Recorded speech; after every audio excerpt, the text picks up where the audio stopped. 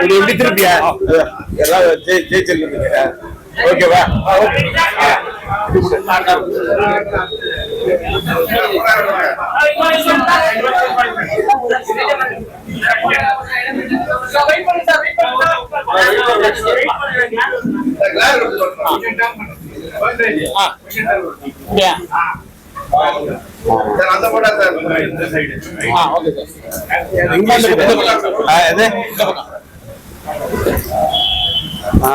English நல்லா இருக்கீங்களா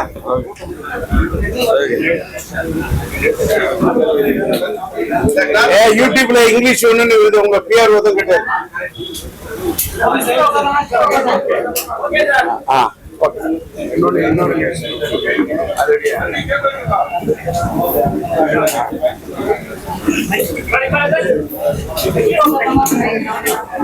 okay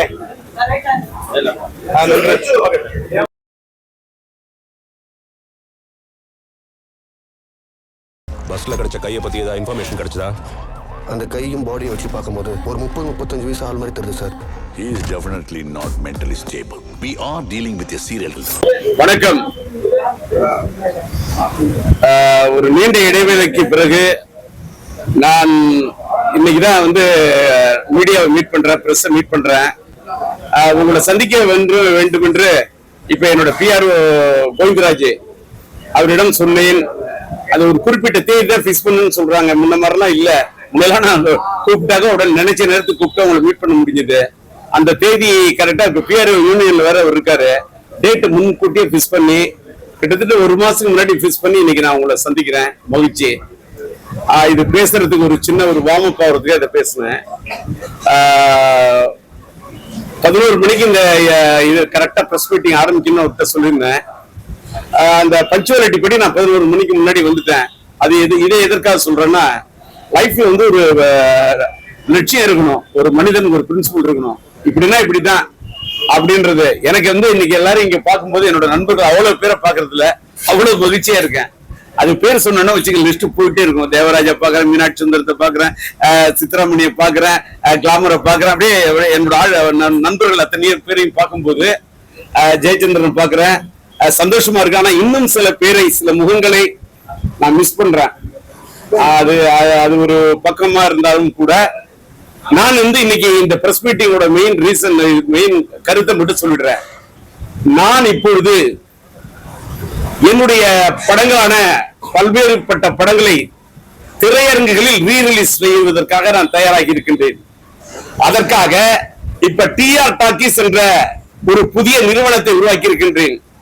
இது ஒரு ஓடிடி தளமாவும் இருக்கும், இது யூடியூபாவும் இருக்கும். ஆனால் இந்த டிஆர் டாக்கீஸின் பிரதான நோக்கம் திரையரங்குகளில் என்னுடைய படங்களை, பல படங்கள் என்கிட்ட இருக்கு, அது எல்லா படத்தையும் இந்த நிறுவனத்தின் மூலம் நான் வெளியிடுவதற்காக தயாராகி இருக்கின்றேன். அதற்கு பிள்ளையார் சுழி போட்டதை போல என்னுடைய முதல் படமாக நான் எங்களுடைய தயாரிப்பு நிறுவனத்தில் நாங்கள் எடுத்த முதல் படம் தஞ்சை சினியார்ட்ஸ். என்னுடைய மனைவி உஷா ராஜேந்தர் அதன் தயாரிப்பாளர். அந்த தஞ்சை சினியார்ட்ஸ் நிறுவனத்தின் மூலம் நாங்கள் எடுத்த உயிர் உள்ளவரை உஷா திரைப்படத்தை இப்பொழுது இந்த டிஆர் டாக்கீஸ் என்ற இந்த நிறுவனத்தின் மூலம் ரீரிலீஸ் செய்ய இருக்கின்றேன். செப்டம்பர் மாதத்தை ஒட்டி இந்த வெளியீடு இருக்கலாம் என்று நினைக்கின்றேன். என்கிட்ட நல்ல ஸ்ட்ராட்டஜி பார்த்து எந்த படமும் இல்லாத நேரத்தில் படத்தை வெளியிடுவது மட்டுமே வியாபார ரீதியாக அது வெற்றிகரமாக இருக்கும் என்ற காரணத்தால் செப்டம்பர் மாதத்தை நான் மனதில் வைத்துக் கொண்டிருக்கின்றேன். இந்த செப்டம்பர் மாதத்தை நான் தேர்ந்தெடுப்பதற்கு ஒரு காரணம், 1982ஆம் ஆண்டு செப்டம்பர் மாதம் 16ஆம் தேதி நான் என் மனைவி உஷா ராஜேந்தரை கரம் பிடித்தேன், அவளை மனம் முடித்தேன். அதற்கு பிறகுதான் இந்த உயிர் உஷா என்ற படத்தை படம் பிடித்தேன். ரசிகர் பெருமக்களுடைய இதயத்திலே இடம் பிடித்தேன் என்று சொல்லக்கூடிய அளவுக்கு அந்த படம் ரசிகர்களோட ஆதரவாலையும் நீங்க தந்த ஆதரவாலையும் நல்ல வெற்றி பெற்றது. அந்த படத்தை தான் மீண்டும் அதே இந்த செப்டம்பர் மாதத்திலே எல்லாம் வல்ல இறைவனுடைய அருளின் காரணமாக, இறைவனுடைய நாட்டம் இருந்தால் இன்ஷா அல்லாஹ், பிரைஸ் தி லார்ட், அல்லேலூயா, இறைவனுடைய அருள் இருந்தால் நான் இந்த படத்தை செப்டம்பர் மாதம் வெளியிட முயற்சி செய்கின்றேன். என்னுடைய முயற்சிக்கு நீங்கள் உறுதுணையாக இருக்க வேண்டும், கை கொடுக்க வேண்டும் என்பதற்காகத்தான் இந்த பிரஸ் மீட்டிங் இன்னைக்கு நான் சொல்றேன்.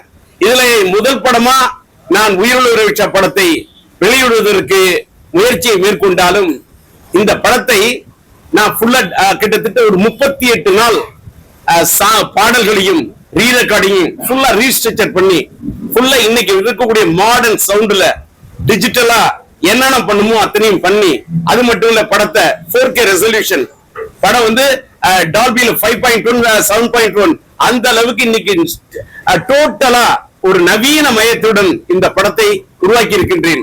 இதற்காக ரொம்ப ஸ்ட்ரெயின் பண்ணி ரொம்ப பாடுபட்டு இதை உருவாக்கி இருக்கிறேன். இந்த படத்தை அதை கொண்டு போய் சேர்க்க வேண்டிய பொறுப்பு உங்களுக்கு இருக்கிறது. என்ன பல கட்டத்தில் எனக்கா இருக்கட்டும், என்னுடைய மகன் சிலம்பரசனாக இருக்கட்டும், எங்களுடைய முயற்சிகளில் எங்களுக்கு உறுதுணையாக இருந்தது, என் குடும்பத்துக்கே உறுதுணையாக இருந்தது. நாங்கள் ஒரு திரைப்பட சினிமா குடும்பம், எங்களுக்கு உறுதுணையாக இருந்தது இந்த மீடியா தான். நீங்கள் இதிலையும் எனக்கு உறுதுணையாக இருக்க வேண்டும். ஃபர்ஸ்ட் உயிருள்ள விருட்ச படத்தை நான் வெளியிடுகிறேன் என்று சொன்னால், இதை தொடர்ந்து மைதிலி என்னை காதலி, ஒரு தலை ராகம், என் தங்கை கல்யாணி, ஒரு தாயின் சபதம், சம்சார சங்கீதம், காதல் அடிவதில்லை, இது நம்மாளு, மோனிஷா மோனலிசா, சொன்னால்தான் காதலா, சரவணா, எங்க வீட்டு வேலன் போன்ற எண்ணற்ற படங்களை இந்த திரையரங்குகளில் ரீ ரிலீஸ் பண்றதுக்கு தயாராயிட்டேன். அதோட வேலை தான் பிரம்மாண்டமும் பண்ணிக்கிட்டு இருக்கேன். தொடர்ந்து இதை ஒரு பணியாக ஆற்ற வேண்டும் என்பதற்காக நான் இதை செய்திருக்கின்றேன். அது தொடர்ந்து எல்லா படமும் ஒவ்வொரு தருணத்தில் வெளியிடப்படும். இதுல இந்த ரீ ரிலீஸ் என்பது இன்னைக்கு ஒரு புதிய சகாப்தத்தை ஏற்படுத்தி இருக்கிறது. புது படங்களுக்கு மத்தியிலே இந்த ரீ ரிலீஸ் படங்களும் பல படங்கள், உதாரணத்துக்கு நம்முடைய இணைய நண்பர் AM ரத்னம் அவர்களுடைய நம்முடைய இளைய தளபதி விஜய் நடித்த கில்லி படம் அந்த ரீ ரிலீஸ்ல ஒரு பெரிய சரித்திரத்தை ஏற்படுத்தி இருக்கு. அதே போல மறந்துவிட்ட நம்முடைய நடிகர் திலகம் ஐயா இது சிவாஜி கணேசன் ஐயா அவர்கள் நடித்த அந்த கர்ணன் படத்தை எங்களுடைய டிஸ்ட்ரிபியூட்டர் நண்பர் சொக்கலிங்க தான் வெளியிட்டார். அது வந்து ஒரு புதிய சகாப்தத்தை ஏற்படுத்தியது. அதே போல புரட்சி தலைவர் எம்ஜிஆர் அவர்களுடைய எத்தனையோ படங்களையும் எனக்கு ரீரிலீஸ் பண்ணி பெரிய சகாப்தத்தை ஏற்படுத்தி இருக்கின்றார்கள். இதுல நான் ஒண்ணே சொல்ல கடமைப்பட்டிருக்கின்றேன். இதில் இந்த திரையரங்கு உரிமையாளர்களின் பங்கு அற்புதமான பங்கு. பழைய படங்கள் என்று சொன்னவுடன் புது படங்களுக்கு மத்தியிலே பழைய படங்கள் பார்க்க வேண்டும் என்று சொன்னால் மக்களுக்காக பெரிய காம்ப்ளெக்ஸில் கூட 100 ரூபாய்க்கு தான் டிக்கெட் கொடுக்கின்ற காரணத்தால் நல்ல குடும்பமா வந்து மக்கள் படம் பார்ப்பதற்கு ஒரு வாய்ப்பை ஏற்படுத்தி கொடுத்தார்கள். அதற்காக அது பெரிய காம்ப்ளெக்ஸா இருந்தாலும் சரி, மால் திரையரங்கமாக இருந்தாலும் சரி, இந்த பழைய ரீ ரிலீஸ் படங்களுக்கு 100 ரூபாய் அவங்க வாங்கிக்கிட்ட படத்தை அவர்கள் வெளியிடுவது என்பது பாராட்டத்தக்கது. அவர்களுக்கு என்னுடைய மனமார்ந்த பாராட்டை தெரிவித்துக் கொள்கின்றேன். அவர்களுடைய முழு ஒத்துழைப்பையும் இந்த படத்தின் வெளியீட்டின் போது இன்னும் நிறைய படம் விடுறதுக்காக இருக்கேன். அதனால அவங்களுடைய ஒத்துழைப்பை எதிர்பார்க்கின்றேன். இந்த படத்தை பொறுத்த வரைக்கும் இந்த படத்துல நளினி தான் அன்னைக்கு வந்து கதாநாயகியா. அன்னைக்கு நளினி அந்த படத்துல நடிச்சு பிரம்மா ஒரு பெரிய ரவுண்ட் இருந்தாங்க.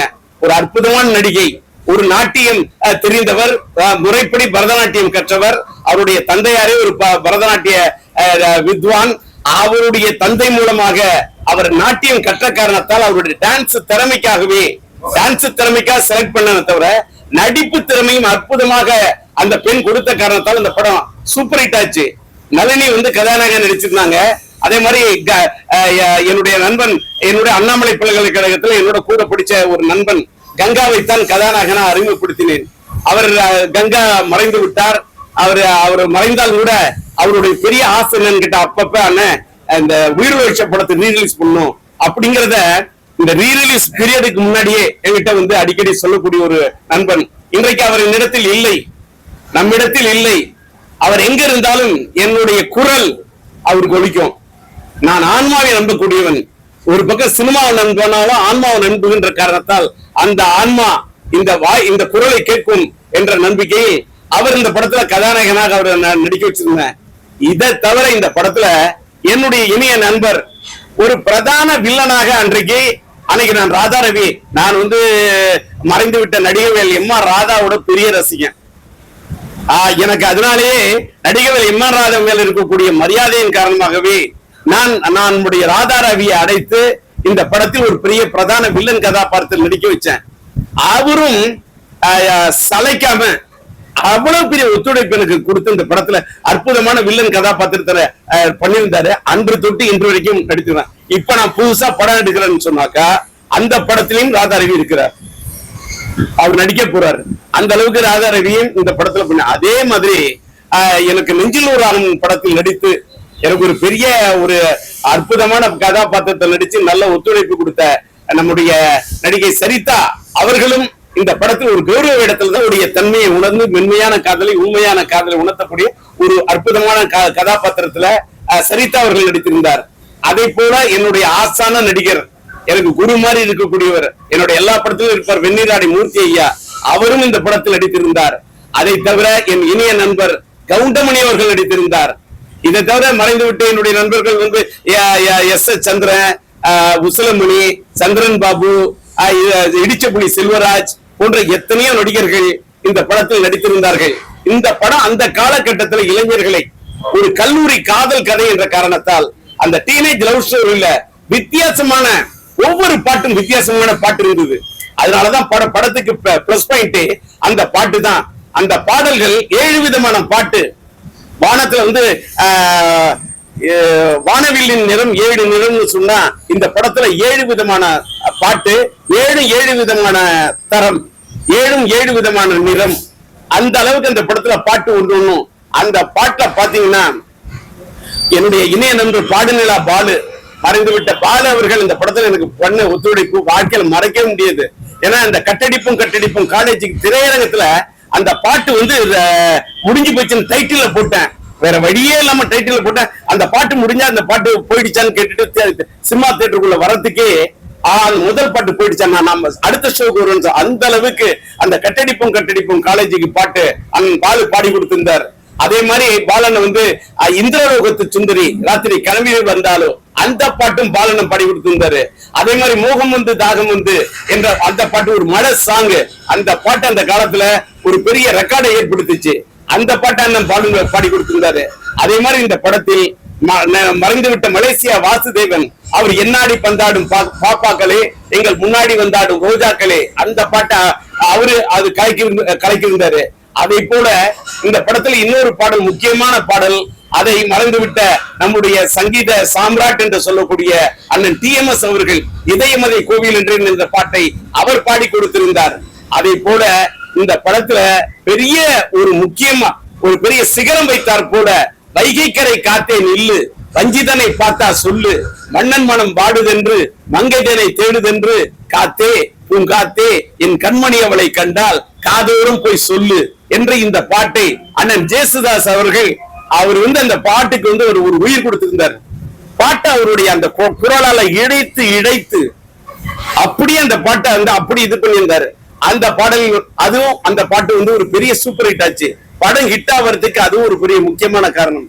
அதே போல இந்த படத்தில் லேடி வாய்ஸ் சொன்னாக்க முகம் வந்து தாகம் வந்து அந்த பாட்டை எனக்கு அது அந்த பாட்டையும் உன்னைத்தானே அழைப்பேன் என்ற அந்த பாட்டையும் நம்முடைய ஜானகி அம்மாள் அவர்கள் பாடி கொடுத்திருந்தார். அந்த குயில் ஓசைக்கு சொந்தக்காரரான ஜானகி அம்மாள் அந்த பாடலை பாடி கொடுத்திருந்தார். அதே போல சசிரேகா அவர் ஏலேலம்பரை என்று சொல்லக்கூடிய அந்த பாடலா இருக்கட்டும், இவர்கள் அத்தனை பேரும் சேர்ந்து இந்த படத்தின் இசையை, நான் என்னதான் ஒரு இசையமைப்பாளர் டியூன் போட்டாலும், என்னதான் ஒரு பாடலாசிரியரா நான் பாடல் வரி எழுதினாலும், அதற்கு உயிர் கொடுத்த இந்த பாடகர்களையும் பாடகிகளையும் இந்த நேரத்தில் நான் மனதார அவர்களை நான் வாழ்த்துகிறேன், அவர்களை பாராட்ட கடமைப்பட்டிருக்கின்றேன். இந்த படத்தின் டிஜிட்டல் இசையை இந்த டோட்டலா 7 பாட்டுக்கும் 7 விதமான புதிய நவீன டிஜிட்டல் இசையை பண்ணிருக்கின்ற காரணத்தால் என்னுடைய சொந்த நிறுவனமாகிய TR டிஜி மியூசிக் என்ற நிறுவனத்தின் மூலம் இந்த படத்தின் பாடல்களை விரைவிலேயே வெளியிட இருக்கின்றேன். அதனுடைய வெளியீட்டு விழாவுக்கும் உங்களை நிச்சயமாக அழைத்து உங்களுடைய ஆதரவை அன்றைக்கு நான் கேட்பேன், திரட்டுவேன் என்ற நம்பிக்கையில் தான் இன்னைக்கு இந்த பிரஸ் மீட் உங்கள்கிட்ட சந்திச்சேன்.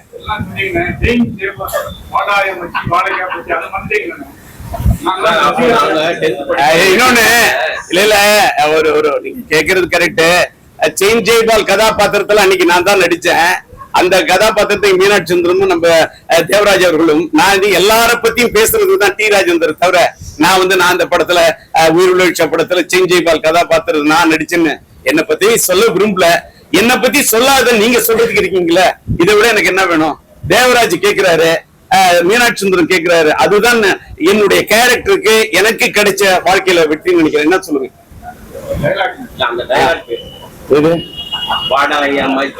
இல்ல நான் முதல்ல ஒரு தவறான கருது. இந்த வாடாய மச்சி வாழைக்காய் பச்சி என்ற இந்த டயலாக் இந்த படம் கிடையாது, அது தங்கைக்கு ஒரு கீதம்.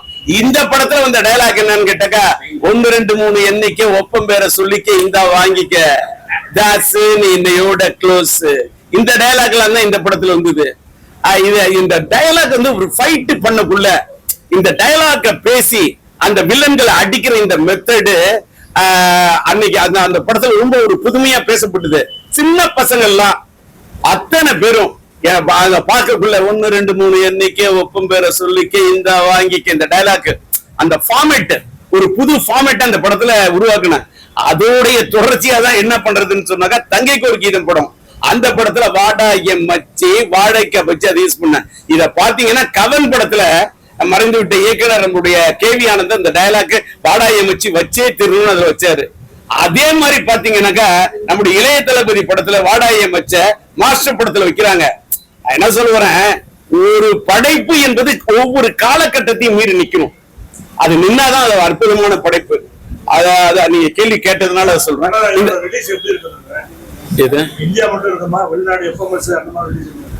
அதாவது இன்னைக்குதான் வந்து இந்த படத்தை ரீரிலீஸ் பண்ண போறேன்னு சொல்றேன்.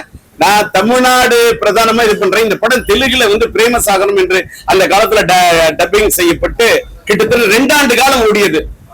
1 வருஷம் இல்ல 2 வருஷம். ஒரு பெரிய சூப்பர் ஹிட் பிரேமசாகரம்.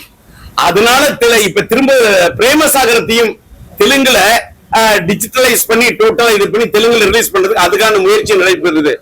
எப்போதும் போல என்னுடைய கர்நாடகா கேரளா இங்க தமிழ் தான் ரிலீஸ் ஆகும். ஓவர்சீஸ் பத்தி நான் இது வரைக்கும் நான் தீர்மானம் பண்ணல.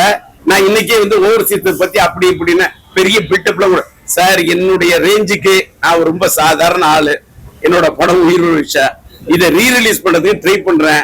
எனக்கு திரையரங்கு உரிமையாளர்கிட்ட எனக்கு ஒரு சின்ன ஒரு இது இருக்கு. நான் நிறைய படங்களை ரிலீஸ் பண்ணிருக்கேன். சிம்பு சினியார்ட்ஸ் மூலமா நிறைய படத்தை ரிலீஸ் பண்ணிருக்கேன். இந்த படமும் தமிழகம் முழுவதும் சிம்பு சினியார்ட்ஸ் மூலமாக வெளியிட முயற்சி பண்றேன். அதுல கூடவும் என்னோட சேர்ந்துக்கிறதுக்கு சில விநியோகஸ்தர்கள் வர தயாராக இருக்கிறார்கள். அவர்களோட ஒத்துழைப்புல ரிலீஸ் பண்றதா இருக்கேன். எதுங்க? நான் பிரஸ் மீட்டிங் தான் கொடுக்க வந்திருக்கேன் சார்.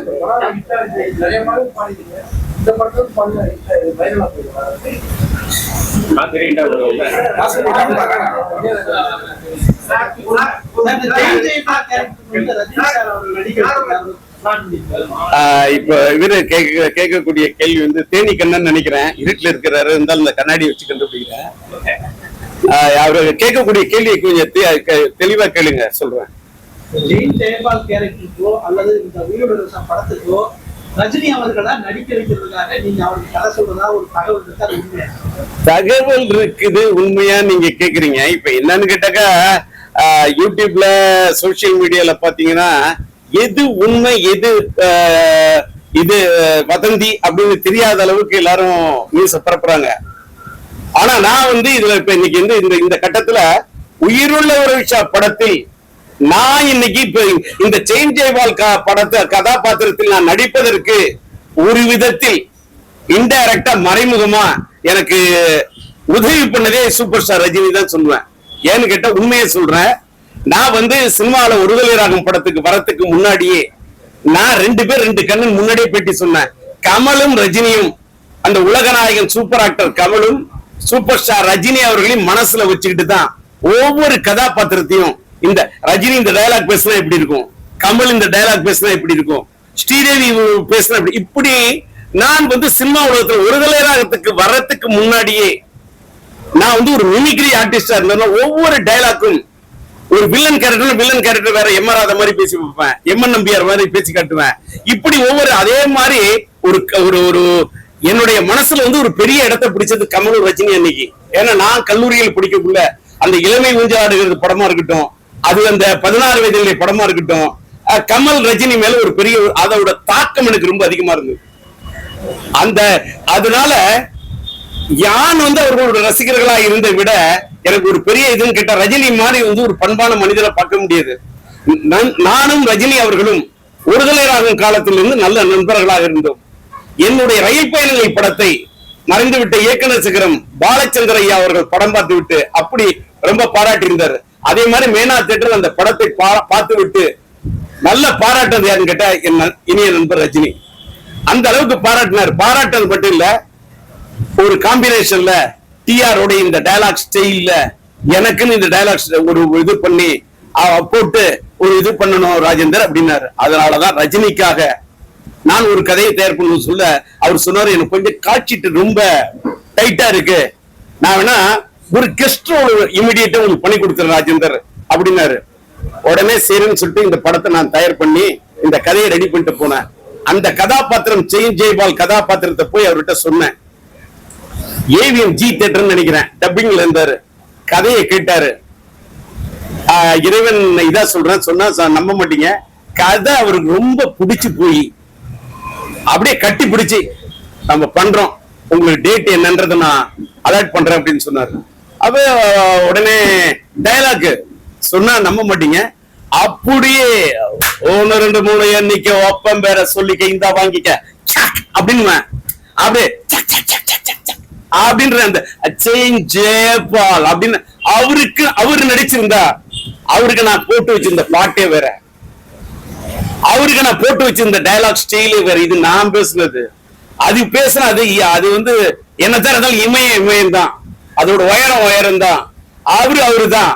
அவருக்கா நான் பண்ணி வச்சிருந்த அந்த கதாபாத்திரத்தை தான் நான் வந்து என்னன்னு கேட்டாக்க நடிக்கிறேன்னு ஒத்துக்கிட்டாரு. எல்லாமே கன்ஃபார்ம்டு. ஒரே ஒரு சின்ன காரணத்துல மகளுங்க யார் ப்ரொடியூசர் அப்படின்னு சொல்ல ரஜினி சார் என்ன சொல்லிட்டாரு, டிஆர் யாரோ நல்ல ஒரு ப்ரொடியூசர், நீங்க ஹேம்நாக்ல கூட டச்ல இருக்கீங்க, கேஆர்ஜி கிட்ட கூட இதா இருக்கீங்க, நெஞ்சில் ஊராக கேஆர்ஜி கிட்ட பண்ணிருக்கீங்க, அதான் பெரிய தயாரிப்பு நிறுவனத்துல இந்த படத்தை பண்ணுனாரு. அப்ப நான் ரஜினி கிட்ட சொன்னேன், இல்ல ரஜினி சார், எனக்கு வந்து பெரிய தயாரிப்பு நிறுவனத்துல பண்ணாலும் அதே சம்பளம் தான், நான் என்னோட சொந்த தயாரிப்பு நிறுவனத்துல பண்ணாக்கா அதான் எனக்கு பிளஸ். இப்ப நான் ராஜி வச்சு டைரக்ட் பண்ணாலும் எனக்கு ஒரு சம்பளம். நான் சரி பிரஸுக்கு முன்னாடி நான் சொல்லிட்டேன், இதுதான் உண்மை. உங்க படத்துல எப்பவுமே வந்து பிரம்மாண்ட செட்டுகள் இருக்கும். இந்த படத்துல எவ்வளவு செட்டு இருந்தது, இப்போ ரீசெண்டா வர படங்கள்ல அந்த செட்டுன்ற கான்செப்ட் இல்லாம இருக்கு. இல்ல இதுலயும் இதுல இப்ப நான் பின்னாடி ஒரு தங்கை கோரிக்கைதான் மைதிலினை காதலி ஒரு தாயின் சோதம் மென் தங்கிகளின் சம்சார சங்கீதம் சாந்தியான சாந்தி எங்க வீட்டு வேலன் பெற்றெடுத்த பிள்ளை தாய் தங்கை பாசம் மோனிஷா மோனலிசா சொன்னால் தான் காதலா காதலி எல்லாத்திலயும் பிரம்மாண்டமான செட்டு போட்டுருப்போம். அது வேற பேட்டர்ன். உயிருள்ள ஒரு ரிக்ஷாவுடைய pattern A to Z love sir. First ஃப்ரேம்ல இருந்து லாஸ்ட் ஃப்ரேம் வரைக்கும் காதல். கதையை அங்க இங்க எதுவுமே நவரவே விட மாட்டேன். அந்த காதலுக்குள்ளே போட்டு பாட்டு ஒவ்வொரு பாட்டுக்கும் ஒரு பேட்டர்னு அத பண்ணதான் படத்தோட வெற்றி. இந்திரலோகத்து சுந்தரி அந்த பாட்டுக்கு அந்த மீது ஏழையலம்பரம் தியேட்டர்ல எழுச்சி ஆடியன்ஸ் வந்து ஒரு பெரிய எழுச்சியை பெறக்கூடிய அளவுக்கு அதோட மியூசிக் கொடுத்துருங்க. அதனால அந்த படத்துல பண்ண மியூசிக், அந்த படத்துல பண்ண பாட்டுக்கு பண்ணிருந்த ட்ரெண்ட் ஸ்டைல் வேற, பின்னாடி பண்ணங்கள படங்கள்ல போட்ட செட்டோட ஸ்டைல் வேற.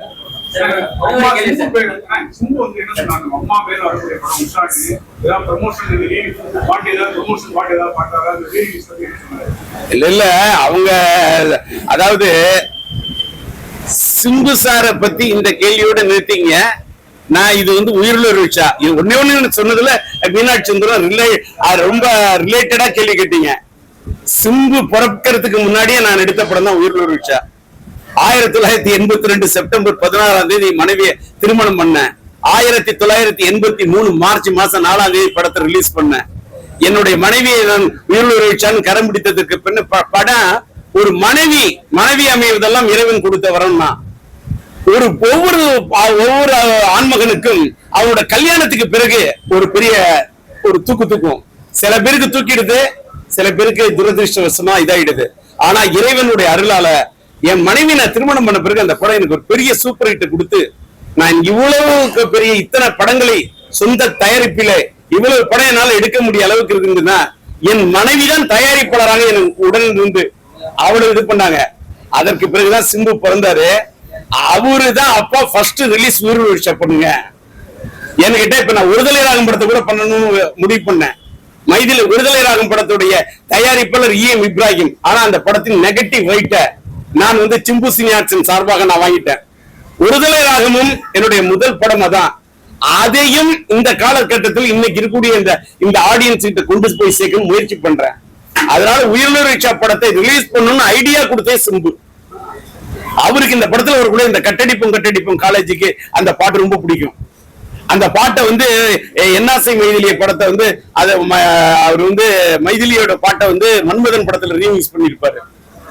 அம்மாடி ஆத்தாடியும் அவங்க அப்பாவுக்கு வந்து வல்ல என்ன வந்து பாட விட்டுருப்பாரு. அதே மாதிரி கலாசாரே என்ன பாட வச்சிருப்பாரு. அவருக்கு என்னோட பாடல்கள் செல்லதுல ஒரு இது இருக்கு. அதுல அவருடைய ரொம்ப நாள் ஆசை இந்த கட்டடிப்பும் காலேஜுக்கு பாட்டை நீங்க வந்து ரீமிக்ஸ் பண்ணு சொல்லிட்டு இருந்தாரு. அவருடைய ஆசைக்காக தான் இந்த பாட்டை ரீமிக்ஸ் பண்ணிருக்கேன். சார், இப்போ 2வது பாகங்கள் வந்து கலாச்சாரம் வந்து பெருகி வந்து நிறைய படங்கள் ஹிட் ஆகுது. உங்க படத்தை வந்துட்டு 2வது பாகம் உருவாக்கணும்னா என்ன படத்தை உருவாக்கணும்? இல்ல, உயிரிழந்த ரிக்ஷா படத்தை 2வது பாகம் பண்ணலாம்னு எனக்கு ஒரு ஐடியா இருக்கு. ஏன்னு கேட்டாக்கா இன்னைக்கு வந்து ட்ரெண்ட் என்னன்னு கேட்டாக்கா யங்ஸ்டர்ஸ் தியேட்டருக்கு வரணும் சார். இளைஞர்களை அவங்கள டார்கெட் பண்ணி இன்னைக்கு 2K கிட்ஸ் அவங்களோட மனநிலையே வேற. அதுக்கு தகுந்த மாதிரி எல்லாத்துக்கும் மேல இன்னைக்கு சினிமாவில் ஒரு புது ட்ரெண்ட். அது கரெக்டா என்னன்னு எனக்கு சொல்ல தெரியல. மீண்டும் கொஞ்சம் குடும்பப்பாங்கான விஷயங்கள் இருந்தாலும் திரையரங்குகளுக்கு மக்கள் வரக்கூடிய ஒரு சூழ்நிலை உருவாகி இருப்பதாக நான் யூகிக்கிறேன். இந்த இது வரணும். ஆனா இப்பவும் சொல்றேன், சினிமாவுக்கு 200 ரூபாய் மால்ல வந்து டிக்கெட் ரேட் இருந்தாக்கா படம் பார்க்கக்கூடிய ஆடியன்ஸுக்கு கஷ்டம். இது என்னுடைய தனிப்பட்ட கருத்து. ஒரு அது பாப்கார்னுக்கு அவ்வளவு ரூபாய், இதுக்கு அவ்வளவு ரூபாய், இதெல்லாம் சொன்னாக்கா ஒரு படம் பார்க்கணும் ஒரு ஏழை எளிய மக்கள் தியேட்டருக்கு. என்னுடைய காலத்தில் நான் இவ்வளவு பெரிய ஆளானது காரணமே என் படம் எல்லாம் குடும்பமா எல்லாரும் வந்து படம் பார்த்தாங்க. ஊர்ல எல்லாம் கிராமத்துல வண்டி கட்டிட்டு அதுல கட்டிட்டு அப்படிலாம் வந்து படம் பார்த்தாங்க. தங்கை குறுக்கிட்ட மென்தைகள் எல்லாம் அந்த காலகட்டம் இல்ல. திரும்ப இல்ல எல்லாமே. ஆமா, அன்னைக்கு சாதாரண போன்ல பேசணும், இன்னைக்கு செல்போன்ல பேசுறோம், ஐபோன்ல பேசுறோம், ஸ்மார்ட் போன்ல பேசுறோம். இன்னைக்கு வாட்ஸ்அப் காலமா இருக்கு. அது திரும்ப வருமானா மக்கள் எதை எப்ப எப்படி இது பண்ணுவாங்கன்னு தெரியாது. இது திரையரங்கு உரிமையாளர்களே இந்த பெரிய படங்கள், நான் பெரிய சூப்பர் பெரிய ஸ்டார் படங்களுக்கு ஒரு ரேட் இருக்கிறதுல எனக்கு மாறுபட்ட கருத்தே இல்ல. அதோட பட்ஜெட் வேற.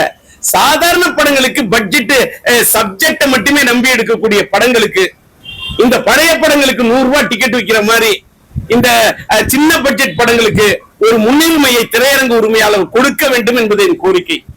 அந்த ஒருவேளை அதை மாதிரி கொடுத்தாங்கன்னா திரும்ப சினிமாவுக்கு ஒரு பொற்காலம் வரும்.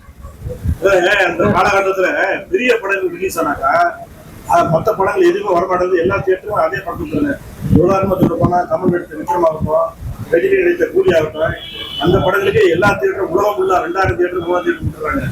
ஆனா அந்த காலகட்டத்துல எந்த படமும் சூப்பர் ஸ்டார் படம் ரிலீஸ் ஆனா மற்ற படம் ரிலீஸ் ஆனது. ஆனா துணிஞ்சி ரிலீஸ் பண்ண ஒரே ஆள் நீ தான். ரஜினி படம் ரிலீஸ் ஆனா அதே நாள்ல என் படத்தை ரிலீஸ் பண்ணுவேன் அப்படி சவால் விட்டு ரிலீஸ் பண்ண காலகட்டம். இதுல ஒரு மாறுபட்ட கருத்து. அவரு துடுக்கிங்கிறங்களப்போ உயிர்நூறு ரிக்ஷா வந்தது, தங்க மகன் படம் வந்தப்ப தங்கை கோரிக்கை வந்தது. இப்படி அதே மாதிரி என்னோட படங்கள் நிறைய வந்திருக்கு. அதே மாதிரி மோனிஷா என் படையப்பா வந்தப்ப மோனிஷா என் மொழிசா வந்தது. ஆனா படையப்பா மோனிஷா ரெண்டுத்தையும் ஒரே நாள் ரிலீஸ் பண்ணிருக்கோம். மோனிஷா என் மொழிசா சிலம்பு படத்தில் நடிச்சிருக்கான். ஆனா ஃபர்ஸ்ட் ஷோ என் பையன் படையப்பாக்கு தான் போறான். நானே ரஜினியோட ரசிகன், என் பையனும் ரஜினி ரசிகன் தான் இருந்தான். நான் கமல் ரசிகனா, என் பையனும் அதே மாதிரி அவர் கமல் ரசிகனா இருந்தாரு. இதான் உண்மை. அதை பாரு, நான் ரஜினி சார் படத்தோட சவால் விட்டு எல்லாம் படத்தை விடல. நல்லா புரிஞ்சுக்கணும். ரஜினி சார் படத்துக்கு அவரோட தியேட்டர் அந்த காலத்துல போடுறாங்கன்னா, அதாவது அது பிஞ்சு பீராஜி ஒரு கேப் இருக்கிற தியேட்டர்ல நமக்கு கிடைக்கும். அதுல போட்டோம்னா அதோட சேர்ந்து நம்மளும் அப்படியே வெளியில ஒரு மீன் வந்த படங்கள் தான் அது. அதனால வந்து நீங்க இந்த மாதிரிலாம் சவால் விட்டு ரஜினி அது இதெல்லாம் சைட்ல இருந்து ஜெயச்சந்திரா நீ தினகரன்ல இருந்த காலத்துல இருந்து உங்களுக்கு தெரியும். அந்த மாதிரி சொல்லக்கூடாது.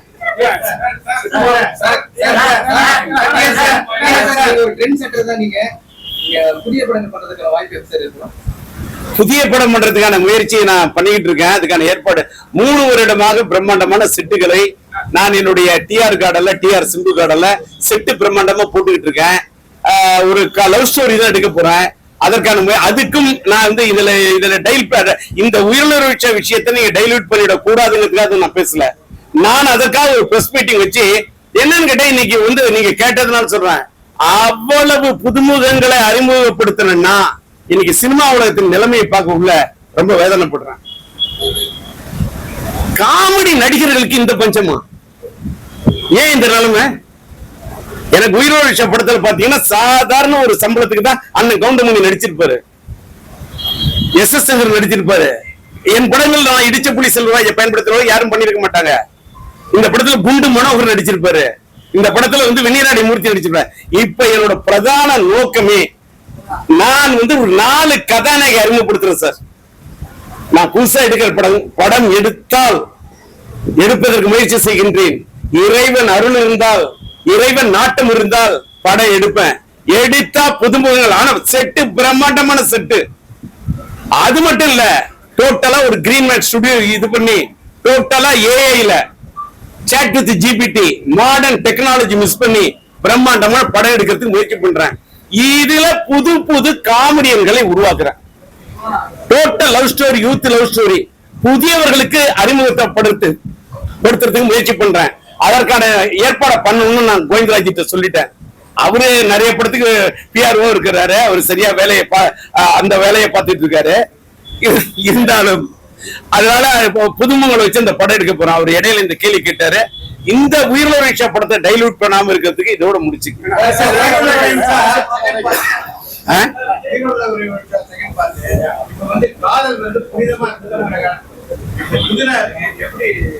அது இன்னொன்னு, நீங்க இது அதனாலதான் உயிருள்ள ஒரே ஒரு மேட்ரு.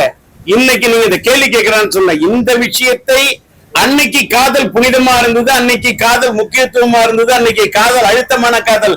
இன்னைக்கு இருக்கக்கூடிய காதல் வேற. இது ஃபாஸ்ட் ஃபுட் காலம். இது காதல் இன்னைக்கு fast love, false love, fake love அப்படி போயிட்டு இருக்கு. ஆனால் இந்த கம்பேரிசனை தான் நான் படம் எடுக்கிறேன்.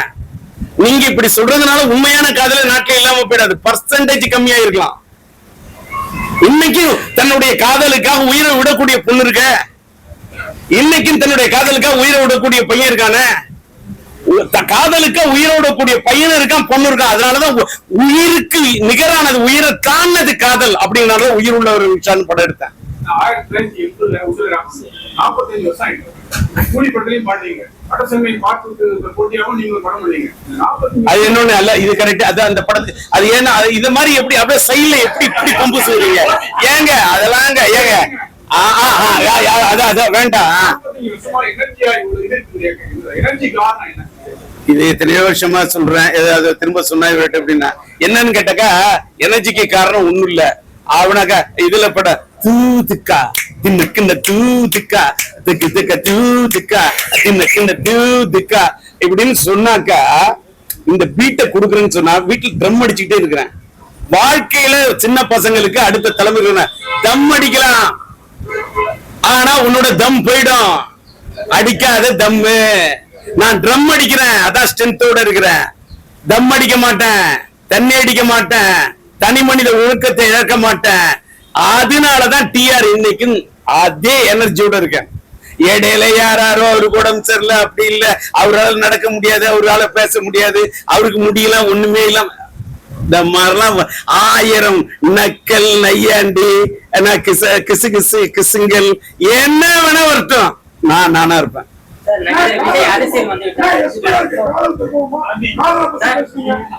இன்னொன்னு, இவ்வளவு எடுத்துட்டு யாராருக்கு என்னென்ன வேணுமோ அதான் போட போறீங்க.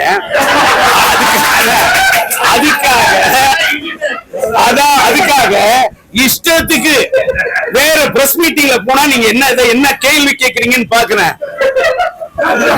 அல்ல 10-12 படத்தை ரிலீஸ் பண்ண போறேன். இதுதான் என்னுடைய டார்கெட். அதுக்காக தான் உங்களை கூப்பிட்டேன். ஆனா உங்களுக்கு நான் ஏதோ இந்த காலத்துல படம் பண்றேன்னா, நான் என்ன வடசனைக்கு போட்டியா படம் பண்றேன்னு சொன்னா, ஏயா எஸ்டிஆர் எங்க டிஆர் எங்கயா, வெற்றிமாறனுங்க டிஆர் எங்கயா? கூலி பாடத்துல ப்ரமோஷன் பாடினா அனிருத் அடுத்த தலைமுறையில அனிருத் என் பையனுக்கு ஃப்ரெண்டு. அனிருத் எனக்கு ஃப்ரெண்டியா? ஃப்ரெண்ட் இல்ல, அனிருத் எனக்கு ஃப்ரெண்டு. அதனால அவரு என்ன கூப்பிட்டு பாடம், அதெல்லாம் ஒரு அன்பால பாட வைக்கிறது. அம்மாடி ஆத்தாடி அப்பா நீ தான் பண்ணு என் பையன் சொல்றாரு. என்ன காரணம்? அவங்க அப்பாவோட வாய்ஸ் அவருக்கு பிடிக்குது, எனக்கு என் பையனோட வாய்ஸ் பிடிக்குது. இதான் இதுல இது. அவரு நன்றி சார்.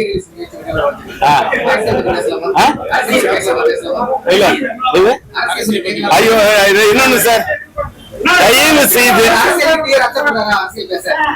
இன்னொன்னு அப்படி கிடையாது. ஒவ்வொரு காலகட்டத்துல மனிதன் ஒவ்வொரு டைப்பா இருப்பான். நான் ஒரே ஒரு விஷயம் இதை மட்டும் பஞ்ச சொல்றேன். நான் அமெரிக்காவுக்கு போய் 3 years பேக் நான் அமெரிக்கா போய் ட்ரீட்மெண்ட் எடுக்கிறதா இல்ல, நான் இங்கே எடுத்துக்கிறேன்னு சொன்னேன். ஏன் பையன் அவர் ஆசைப்பட்டாரு, அப்பா வாழ்க்கையில நீங்க ஆசைப்பட்டது எல்லாமே நீங்க செஞ்சிருக்கீங்க. நான் ஒரு மகனா உங்கள்கிட்ட கேட்கறது உண்மையே ஒண்ணுதான். ஒரு தந்தைக்காக நீங்க இங்க ட்ரீட்மெண்ட் எடுக்கலாம், எனக்காக நீங்க வெளிநாட்டுல போய் அமெரிக்கால தான் ட்ரீட்மெண்ட் எடுக்குன்னு சொன்னாரு. அப்ப நான் ஒரு வார்த்தை சொன்னேன், இல்ல சிலம்பு, எதா இருந்தாலும் நான் இங்கே ட்ரீட்மெண்ட் எடுத்துக்கிறேன். ஒருவேளை எனக்கு ஏதாவது ஆனா கூட என்னுடைய என் தாய்மண்ல தான் எதா இருந்தாலும் இருக்கணும்னு. என் பையன் இல்ல அமெரிக்கால ட்ரீட்மெண்ட் எடுக்கணும். அமெரிக்கால போய் நான் ட்ரீட்மெண்ட் எடுத்தது என் வாழ்க்கையில இறைவன் எனக்குள்ள ஒரு பெரிய மாற்றத்தை பண்ணிட்டான். எனக்குள்ள ஒரு பெரிய சேஞ்ச கொடுத்துட்டான். நான் மாறிட்டேன். நான் இப்ப இந்த கேள்வி கேட்கிறேன், மாறிட்டேன். நான் இப்ப மேக்சிமம் அனாவசியமா எதுக்கும் போக கூடாது. வம்பு எல்லாருக்கிட்டையுமே காட்டணும் அன்பு. எனக்குள்ள வந்துடணும் அந்த மாதிரி ஒரு பண்பு. இதான் எனக்குள்ள எனக்கு ஏற்பட்ட மாற்றம். இவ்வளவு நேரம் நல்லா அமைதியா இருந்தேன். இப்ப மட்டும் இந்த இது கூட ஏன்னு கேட்ட, இந்த மாதிரி எங்க வீட்டுல சொல்லி அனுப்பிச்சாங்க, நீங்க எமோஷனலா ஆகாதீங்க, எமோஷனலா ஆகக்கூடாது அப்படின்னு. இப்படி இதற்கே எமோஷனலா ஆகக்கூடியதுல நீங்க இந்த அரசியல் கிரசியல் அதெல்லாம் எனக்கு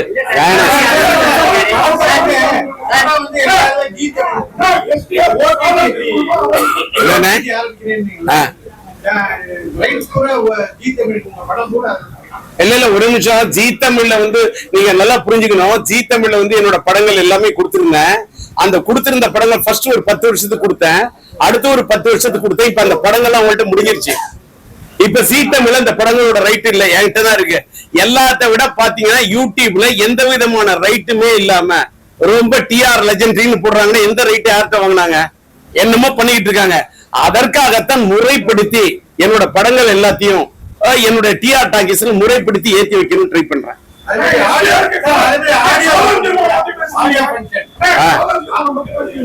எதுமே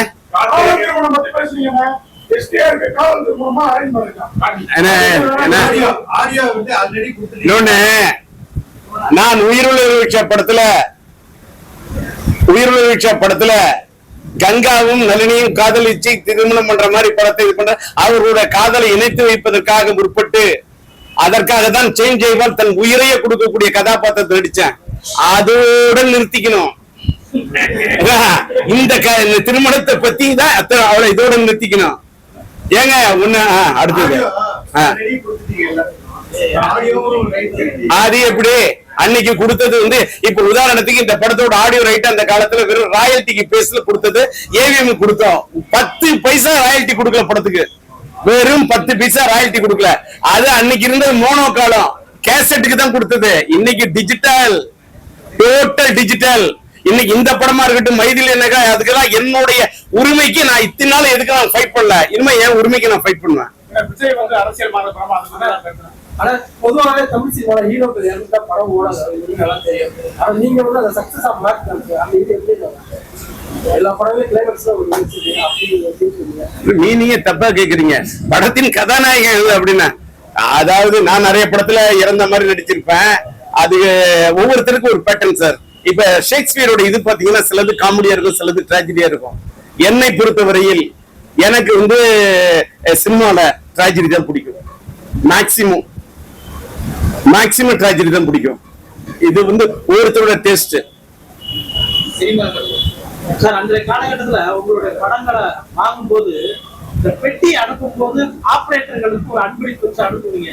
ஆனா இன்னைக்கு அந்த அந்த சம்பவத்தை சொல்றீங்க. ஆனா இன்னைக்கு ஆபரேட்டர்ங்கிற ஒரு சமூகமே இல்லாம போச்சு. இதை பத்தி நீங்க அது நான் ஒரு காலகட்டத்துல என்னுடைய படம் எத்தனை பொட்டி போனாலும் அந்த பொட்டியில கொண்டு போய் அப்படியே ரூபா நோட்டு கட்ட மாத்தி வச்சுப்பேன். மாத்தி வச்சுட்டு 200 500 எல்லாத்தையும் என் பையன் சிலம்பரசன் சின்ன பையன், அந்த பையனோட கையால வைக்க சொல்லுவேன்.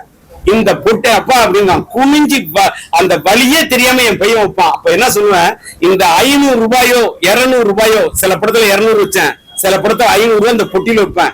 ஃபர்ஸ்ட் பொட்டி வந்து படத்தை திறந்து மக்கள்கிட்ட காட்டுறதை விட ஃபர்ஸ்ட் பொட்டியை திறக்கக்கூடிய ஆபரேட்டர் அவங்க சந்தோஷமா இருந்தாதான் நம்ம குடும்பம் சந்தோஷமா இருக்கும். இதுதான் என்னோட கொள்கை. அவங்க அப்படியே கண்ணுல அப்படியே அந்த பணத்தை எடுக்கும் போது சில ஆபரேட்டருக்கு போன் பண்ணி சொல்லுவாங்க, ஐயா படம் சூப்பர் ஐயா. அதே நேரத்துல ஒரு படத்தின் ஆபரேட்டருக்கு இருக்கக்கூடிய ஞானம், ஒரு படம் வெற்றி படமோ தோல்வி படமோ அவங்கதான் சார் நிர்ணயம் பண்றது. மக்களோட பல்ஸை பார்க்கக்கூடிய அவங்க. இன்னைக்கு பொட்டியே இப்ப அனுப்புறலையா, நம்ம டிஜிட்டலா மாறிட்டோம்ல சார். நீங்க கொள்கை பிடித்தவங்கள இருந்தீங்க, உங்களுடைய லட்சிய திமுக உங்களுடைய லட்சியத்தை இல்லாம போயிருக்கு. விஜய் டி ராஜேந்தர் வெறும் டி ராஜேந்தர் இருப்பாரு. இந்த நிலைப்பாடெல்லாம் வந்து உறுதித்தன்மையில மாறுதல். இல்ல நீங்க வந்து நான் விஜய் டி ராஜேந்திரன் ஒரு பேரை வந்து ஒரு மாத்தி வச்சிருந்தேன். மறுபடியும் நான் டி ராஜேந்திரன் மாதிரி கெசட்லயே என் பேர் டி ராஜேந்திரன் ஆயிட்டேன். ஒரு ஆளு உங்களை மாதிரி ஒருத்தவங்க கேள்வி கேட்டாங்க, விஜய் டி ராஜேந்தர் தான் இருந்தா ஜெயிக்க முடியுமா டி ராஜேந்திரா? இல்ல எனக்கு விஜய் டி ராஜேந்திரன் வேணாம், டி ராஜேந்திரன் போட்டுட்டேன். நான் வந்து ஒரு கேரக்டரைசேஷன், நான் இப்படித்தான் இருப்பேன், இப்படித்தான் இருப்பேன். எனக்கு லட்சிய திமுக வேணும்னா அன்னைக்கு எனக்கு லட்சிய திமுக தேவைப்பட்டது வச்சுக்கிட்டேன். ஏன் வச்சுக்கிட்டேன்னு கேட்டாக்கா, நான் முன்னாள் திமுக காரனா இருந்தேன். நான் வெளியில வந்த பிறகு நான் அந்த கட்சிக்கு போனேன் இந்த கட்சிக்கு போனேன் எனக்கு பேர் வரக்கூடாது. நாங்க என் கருத்துக்கு நானே எடுத்து ஒரு தாலி கட்டிக்கிட்ட மாதிரி கட்டிக்கிட்டேன். ஏன்னா யாருமே இது பண்ணக்கூடாது. நான் லட்சிய திமுக, நான் எந்த கட்சிக்கும் யாரு கட்சிக்கு நான் இது இத்தனை வருஷம் இருந்திருக்கேன். நான் ஏற்றுக்கொண்ட தலைவர் கலைஞரும் ஒரு காலத்துல சொன்னேன். அதற்கு பிறகு நான் பயங்கரமான எம்ஜிஆர் ரசிகன் சார். எம்ஜிஆரோட பாராட்டு விழாவில் வந்து டாக்டர் பட்டம் கொடுத்து பேசினேன். அந்த வானத்தில் இருக்கும் சந்திரனுக்கு கூட தேய்பறை உண்டு, இந்த எம்ஜி ராமச்சந்திரனுக்கு தேய்பறை என்பதே இல்லைன்னு பேசினேன். எம்ஜிஆர் ரசிகன். ஆனா குடும்பம் வந்து திமுக குடும்பம். இத போய் எம்ஜிஆர் சொன்னதான் சார் என் வாழ்க்கையில மாற்றம். நோ, இப்ப நான் அபிப்பிராயம் சொல்லிதான் அரசியல் வாட போதா?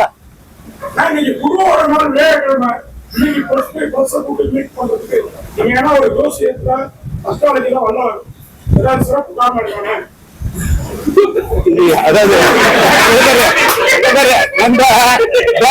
சிரிக்க ஆரம்பிச்சுட்டாரு. அதாவது இதோட முடிச்சது மாதிரி நீ கேட்ட கேள்வி எல்லாத்துக்குமே பதில் சொல்லிட்ட.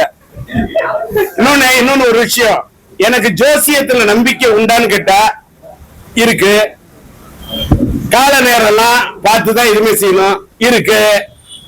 இன்னைக்கு பார்த்தாக்க வியாழக்கிழமை குருவோட நாள், குரு பார்க்க கோடி குற்றம் நீங்கும். இன்னைக்கு அதெல்லாம் பார்த்துட்டு இன்னைக்கு அது மட்டும் இல்ல, இன்னைக்குதான் நான் நாள் பார்த்து பிஆர் அசோசியேட் தேதி சொல்லி வச்சேன். இப்ப செப்டம்பர் மாசம் இந்த படம் ரிலீஸ் ஆனா பெட்டரா இருக்கும்னு நினைக்கிறேன். நம்ம என்னதான் நினைச்சாலும் everything is prewritten, nothing is rewritten. எல்லாமே கடவுள் முன்கூட்டியே எழுதிட்டாரு. அதை நம்மளால மாத்தி எழுதவே முடியாது.